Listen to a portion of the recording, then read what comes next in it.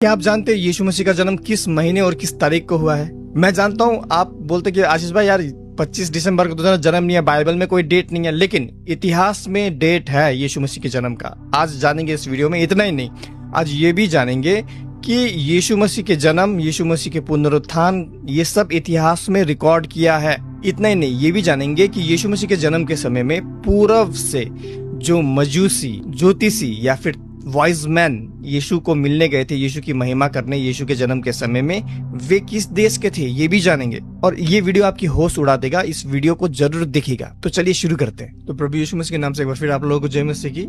ये तो आप सब लोग जानते होंगे कि यीशु मसीह का जन्म का जो घटना है वो दूसरे इतिहास के पुस्तकों में, जो कि विश्वासियों ने नहीं लिखा है, अविश्वासी लोगों ने, जो विश्वास नहीं करते, उन्होंने इतिहास की पुस्तक में यीशु मसीह के जन्म के विषय में, उसके मृत्यु के विषय में और पुनरुत्थान के विषय में दूसरे इतिहास के पुस्तकों में। लेकिन क्या आप जानते हैं कि चाइनीज इतिहासकारों ने भी यीशु मसीह के जन्म के विषय में इतिहास की पुस्तक में लिखा है? तो चलिए आज इस विषय में थोड़ा जानते हैं। तो मेरा नाम आशीष छेत्री, आप देख रहे हैं टीवी। चलिए शुरू करते हैं।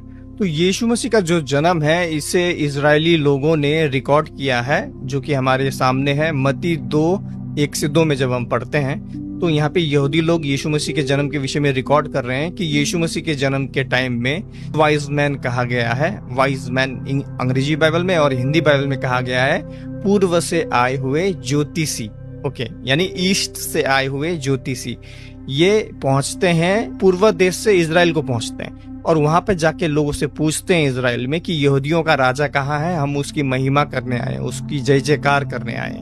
हेरोदेस राजा के दिनों में जब यहूदी आके बेथलेहम में यीशु का जन्म हुआ तो देखो पूर्व से कई ज्योतिषी यरूशलेम में आकर पूछने लगे। देखिए ये ज्योतिषी कहाँ से आए हैं? पूर्व से। कौन सा पूर्व? इजराइल जो देश है उसका पूर्व।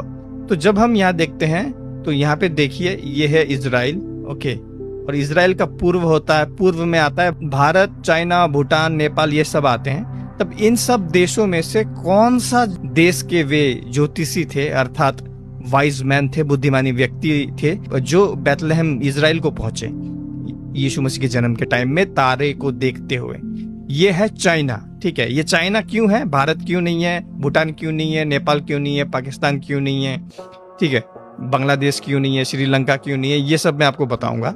लेकिन आप पहले ये सोचो कि ये चाइना से ही वे लोग जो बुद्धिमानी व्यक्ति थे वे गए थे इजराइल को यीशु मसीह को मिलने के लिए कि यहूदियों का राजा जन्मा है बोल के। ठीक है, कैसे है?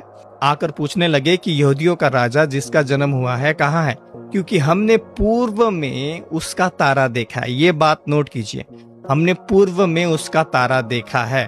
तो ये जो बुद्धिमानी व्यक्ति है इन्होंने पूर्व में इसका तारा, ईस्ट से तारा देखा है। उस तारे को फॉलो करते करते ये लोग चाइना से इजराइल को पहुंचे कि यहूदी लोगों का राजा जन्मा है। ठीक है, क्यों, कैसे? ये चाइना के ही लोग क्यों है, भारत के क्यों नहीं है, वो आगे देखेंगे। पूर्व से उसका तारा देखा है और उसको प्रणाम करने आए हैं हम लोग। वो जो ज्योतिषी अर्थात वो जो बुद्धिमानी व्यक्ति, वाइज मैन, जो ईस्ट से, पूर्व से इजराइल गए थे, वो चाइना के ही थे, क्योंकि ईस्ट में तो बहुत सारे देश पड़ते हैं ना, भारत है, बांग्लादेश है, पाकिस्तान है, नेपाल है, बहुत सारे देश हैं।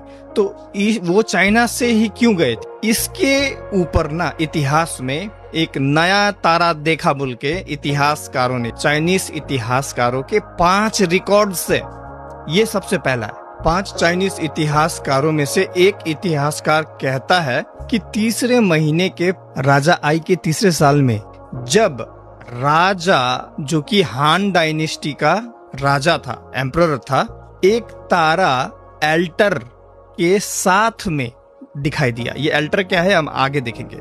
5 चाइनीज इतिहासकार कहते हैं कि उन्होंने ये जो नया तारा देखा वो बिल्कुल आल्टर के साथ में देखा, बिल्कुल आल्टर के बगल में था वो। और आल्टर क्या होता है? आल्टर मतलब एक तारा है जो कि आसमान में बहुत ही तेज चमकता है। चाइनीज इतिहासकारों ने इस नए तारे का पोजीशन कहाँ पे है इस विषय में तो लिखा ही इतिहास की पुस्तक में, यहाँ तक कि कौन से तारीख को इन्होंने ये तारा देखा इस विषय में भी लिखा है। चाइनीज इतिहासकार लिखते हैं कि तीसरे महीने को जब प्रधानमंत्री जी यूं की मृत्यु हुई थी आसमान में एक तारा दिखाई दिया जो कि अल्टेर तारे के साइड में था। देखिए, जो ये चाइनीज डेट है उसको जब हम मिलाते हैं एस्ट्रोनॉमिकल न्यूमेरिकल नंबर से, तो जो नंबर निकल के आता है वो है अप्रैल 7 ईयर 0।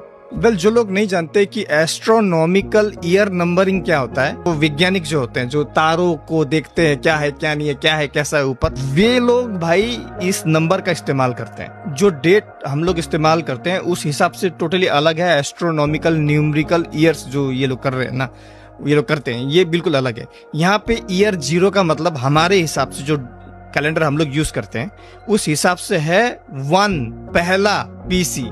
तो चाइनीज रिकॉर्ड्स के हिसाब से यीशु मसीह का जन्म या तो अप्रैल 6 को हुआ है या अप्रैल 7 को।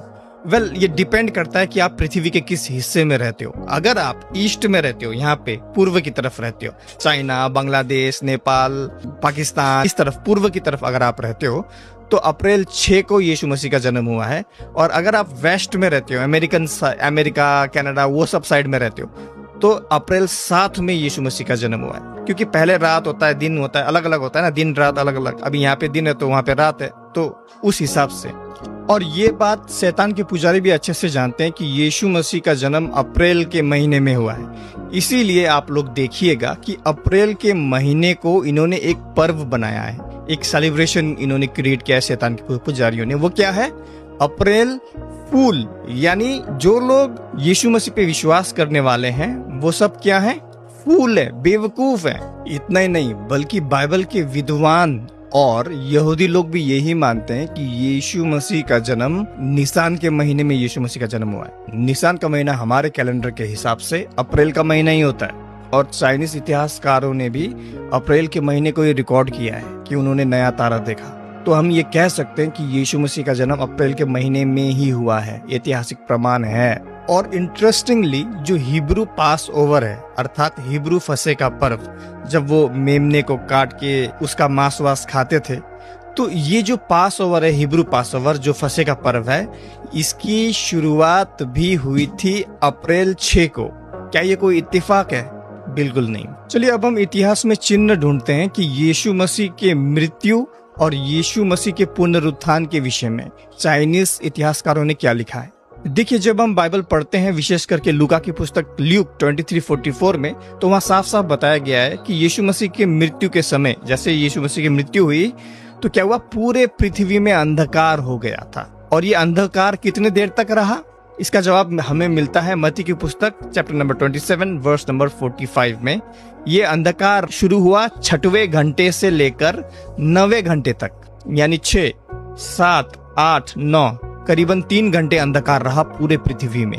और मॉडर्न टाइम अर्थात अभी के समय के हिसाब से यीशु मसीह को क्रूस पे चढ़ाया गया करीबन 12 बजे, 12 से 1, 2, 3, करीबन 3 बजे, तीसरे पहर, बाइबल भी कहता है यीशु मसीह ने अपना प्राण त्यागा और पूरा अंधकार हो गया। लेकिन इस पृथ्वी में पूरा अंधकार हुआ करीबन 3 घंटे। इस बात को साबित करने के लिए क्या कोई ऐतिहासिक हिस्टोरिकल प्रमाण है? बिल्कुल है। ये देखिए एंशिएंट चाइनीज लोगों ने ये वर्ल्ड वाइड ब्लैकआउट, ये पूरा अंधकार जो हुआ था, इसे भाई रिकॉर्ड किया है हिस्टोरिकली, ऐतिहासिक रूप में। आप खुद देखिए वो क्या कह रहे हैं। तो वहां पे लिखा है गुआई हाई के दिन में, गुआई हाई कोई उनका दिन है चाइनीज लोगों का, तो गुआई हाई के दिन में सूर्य ग्रहण हुआ था। और फिर लिखते हैं कि जो राजा है उसने अपना सिंहासन वाला कमरा छोड़ दिया और अपने सारे आर्मी के सैनिक वैनिक होते हैं, वो सारे आर्मी के सैनिकों के काम रद्द कर दिए, बंद कर दिए। और कोई भी सरकारी काम राजा ने 5 दिनों तक नहीं किया। क्यों नहीं किया? देखिए, चाइनीज राजा ने फिर यह आदेश दिया कि मेरे खराब चरित्र के कारण ये विनाश मुझ पे आया है कि जो सूर्य और चंद्रमा है वो पर्दे में छिप गए हैं। राजा फिर कहते हैं कि मैं डर से कांपता हूँ और मैं क्या ही कह सकता हूँ। फिर राजा आदेश देते हैं कि जो भी राजा को चिट्ठियां लिखते हैं उसमें पवित्र शब्द का इस्तेमाल ना करें, क्योंकि मैं पवित्र नहीं हूँ। यहाँ पे ये जो चाइनीज राजा था, एम्परर था, ये सोच रहा था कि भाई मेरे खराब चरित्र के कारण ही इस पूरे दुनिया में, इस पूरे चाइना में अंधकार हुआ है। इसलिए राजा सब लोगों को मना कर देता है कि अगर तुम मुझे चिट्ठी लिख रहे हो किसी कारण से, तो उसमें पवित्र राजा जो है चाइना का, वो पवित्र राजा बोल के ये शब्द इस्तेमाल मत करना, क्योंकि मैं पवित्र नहीं हूँ। राजा को ऐसा लग रहा था कि मेरे ही कारण, मेरे दुष्कर्म, मेरे पाप, मेरे व्यभिचार, ये सब चीजों की वजह से ही इस पूरे संसार में अंधकार हो गया है। इसलिए राजा मना कर देता है कि मुझे पवित्र राजा बोल के मत लिखो चिट्ठी में। इतना ही नहीं, चाइनीज इतिहासकारों ने यीशु मसीह के समय में 3 घंटों तक जो अंधकार हुआ वो तो इतिहास में दर्ज किया ही किया, साथ ही साथ इन्होंने यीशु मसीह के पुनरुत्थान में जो जो घटनाएं हुई उसे भी दर्ज किया। सुनिए, चाइनीज इतिहासकार लिखते हैं, बिंग यिंग के 4थे महीने और 7वें साल में, जो कि ग्वांगवू का समय था, एक रोशनी उभर कर आई जो कि गोल रिंग की तरह थी, जो कि बिल्कुल सफेद आयरिश के तरह था, जो कि आंख की तरह दिख रहा था, जिसने सूर्य को पूरे तरीके से ढक लिया और वो चमकता ही रहा। जरा एक बार सोच के देखिए, यीशु मसीह के रेजरेक्शन अर्थात पुनरुत्थान के समय में पूरा सूर्य में एक ऐसा रोशनी दिखाई दिया जिसने पूरे सूर्य को कवर कर दिया, सूरज को कवर कर दिया, और वो आंख की तरह दिख रहा था और वो चमक रहा था। तो सोच के देखिए, ऐतिहासिक प्रमाण है कि यीशु मसीह का पुनरुत्थान के समय में क्या क्या हुआ। एक पूरा एकदम सफेद रोशनी दिखाई दिया। वाह भाई वाह। अब मैं आप लोगों को चाइनीज इतिहास का वो हिस्सा पढ़ के सुनाऊंगा जब 3 घंटों के लिए अंधकार हुआ ना, तो चाइनीज इतिहासकारों ने इसका क्या मतलब निकाला, क्या इंटरप्रेट किया, ये मैं आपको चाइनीज इतिहास से पढ़ के सुनाऊंगा। सुनिए। तो चाइनीज इतिहासकार लिखते हैं कि ग्वाई हाई के दिन सूर्य ग्रहण हुआ था, और ये ग्रहण संकेत दे रहा है कि परमेश्वर का आदमी मारा गया है। जी हाँ, बिल्कुल आपने सही सुना। ये जो पूरे संसार में 3 घंटे के लिए अंधकार हुआ था ना, ये चाइनीज इतिहासकार ने दर्ज किया है और कहते हैं कि परमेश्वर का कोई आदमी मारा गया है, यीशु मसीह। इसी सेम घटना को दूसरे चाइनीज इतिहासकार दर्ज करते हैं और अलग तरीके से लिखते हैं और कहते हैं, सुनिए, कि परमेश्वर का आदमी मारा गया है। नोट करें, और इस घटना की अगर सही तरीके से व्याख्या की जाए तो जो वचनों में और भविष्यवाणियों में कहा गया था ये उसी विषय में है, और परमेश्वर का आदमी मारा जाएगा और जो राजा है वो बहुत डरा हुआ है। इस चाइनीज रिकॉर्ड से साफ साफ पता चलता है कि परमेश्वर ने चाइनीज लोगों को भी भविष्यवाणी दी थी कि परमेश्वर का आदमी आएगा और वो मारा जाएगा और उसका पुनरुत्थान होगा। और ये चाइनीज इतिहासकार को जो ये भविष्यवाणी दी थी, ये उनके समय में पूरी भी हो गई। जब यीशु मसीह आए, यीशु मसीह मारे गए, गाड़े गए, तीसरे दिन जी उठे। अगर ये काफी नहीं है तो ये जो इतिहासकार है, इस 3 घंटे के अंधकार के 19 दिन बाद में एक इतिहासकार लिखते हैं, और जो लिखते हैं ना, इससे आपके होश उड़ जाएंगे। आप ये सुनिए इतिहासकार क्या कहते हैं। 3 घंटे का जो अंधकार हुआ था उसके 19 दिन बाद इतिहासकार लिखते हैं कि यिन और यन अर्थात अच्छाई और बुराई पूरा हिला हुआ है। सूर्य और चंद्रमा में ग्रहण लगा है और सबके पाप एक आदमी पर, ध्यान दीजिए, सबके पाप एक आदमी पर डाल दिए गए हैं, और परमेश्वर में हर एक व्यक्ति क्षमा कर दिया गया है।